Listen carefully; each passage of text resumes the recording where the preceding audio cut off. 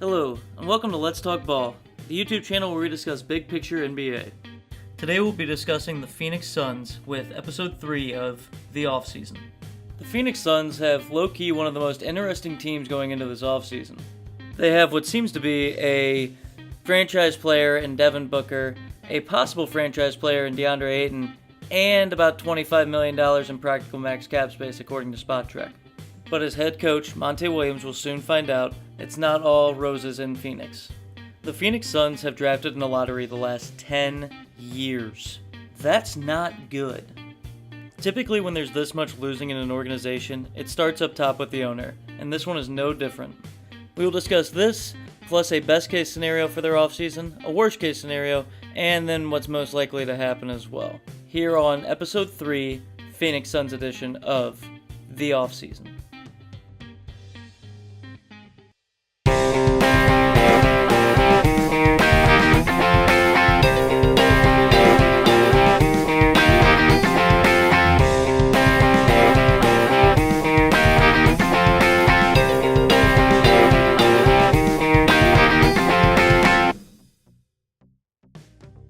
Well, the 2018-19 season did not turn out as planned for the Phoenix Suns.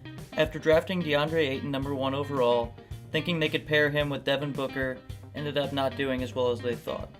Apparently, the rest of the league was right. You actually do need a point guard on your team in order to win games. They were also very bad on defense, finishing 29th in defensive rating according to NBA.com.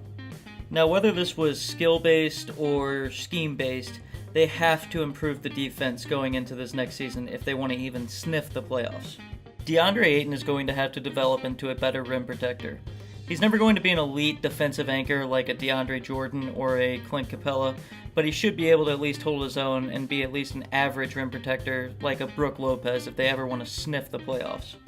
Adding a point guard that can play against other point guards would help as well. Devin Booker did an alright job holding his own on the offensive end as the point guard.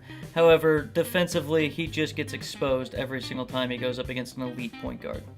A fallacy that Phoenix Suns fans could tell themselves is that they have a possibility to sign someone like Kyrie Irving or Kemba Walker, but that just doesn't seem to be the case, as Phoenix has never really had a whole lot of luck in free agency.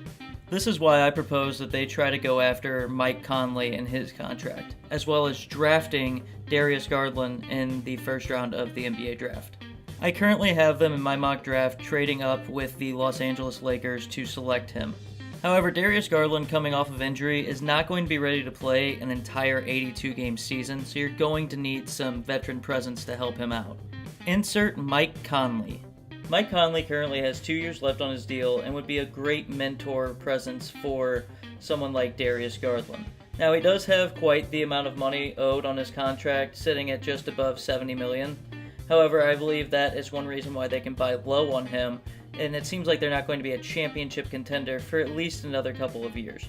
Devin Booker has the possibility to be a star in this league, and he is one of the young stars in this league, but it's yet to be seen if he can become a top 10 championship contending player. I also like to look at the hire of Monty Williams. I think he's going to be a good coach, but I'm also surprised that they didn't go with the college route like the Cleveland Cavaliers did. Typically with a team that's this young, you would like to have a college coach that knows how to deal with young players, such as Sean Miller, who is trying to possibly avoid FBI investigation.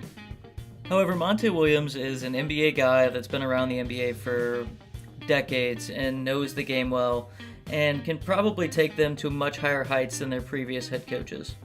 Having a star wing scorer like Devin Booker and a young big man in DeAndre Ayton, they should be able to take on a lot of the teams in the West.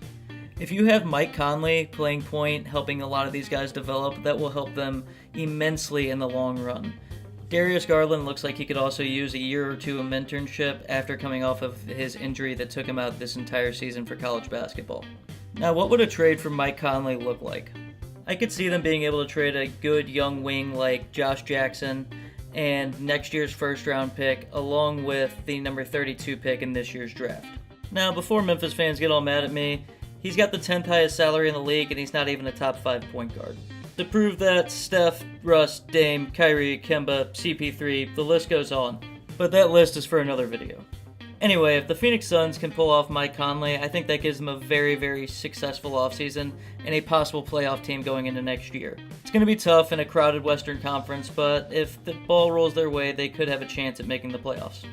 Now let's get into the worst case scenario. To me, the worst case scenario for the Phoenix Suns starts in the draft. If they happen to reach and take Kobe White with the number 6 pick, or they can't get Darius Garland and end up taking DeAndre Hunter, I think that is a big-time failure for them in the NBA draft. You have a star shooting guard in Devin Booker, and you have Mikal Bridges and Josh Jackson, one of which should go in the trade to get you Mike Conley, but if not, you can use them to trade up and get you Darius Garland. One of the only other options I see for them fixing the point guard situation is maybe get involved in the Anthony Davis sweepstakes with the Lakers and offer up that 6th pick to take on Lonzo Ball. However, that could be best case or worst case scenario depending on how much you like LeVar.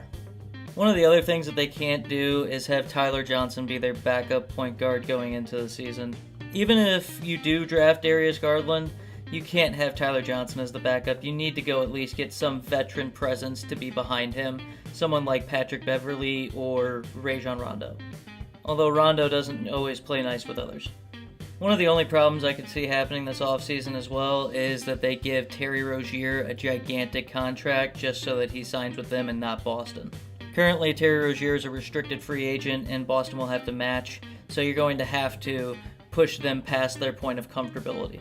The only other worst case scenarios that I can think of to put in would be something injury-wise that happens, but we try to stay away from that in this series. Now, let's get to the most likely scenario. I do see the Phoenix Suns being able to draft Darius Garland, and I think he's going to be a very, very good prospect. However, I also see them being able to go out and get a veteran point guard in Patrick Beverley. Patrick Beverley is a dog. This dude will get into anybody's face and does not care that he's only 6'1". He is the kind of culture-changing guy that they need in Phoenix. He can come in and immediately whip a lot of guys into shape. He has a pedigree, too, of being a playoff player, playing for the Clippers this past year and playing with the Houston Rockets before that. He can play with both Darius Garland on the floor and Devin Booker on the floor and succeed. The only other thing I can see them doing is, number 1, do not re-sign Dragon Bender. He has a cool name and all, but the dude's just not good. It was a waste of a number 4 pick. They could also go out and try to sign maybe another culture guy in Marcus Morris, or try to get a backup center. Anyway, that is what I believe will happen with the Phoenix Suns. What do you think will happen with the Phoenix Suns here this offseason? As always, like and subscribe, and thanks for watching.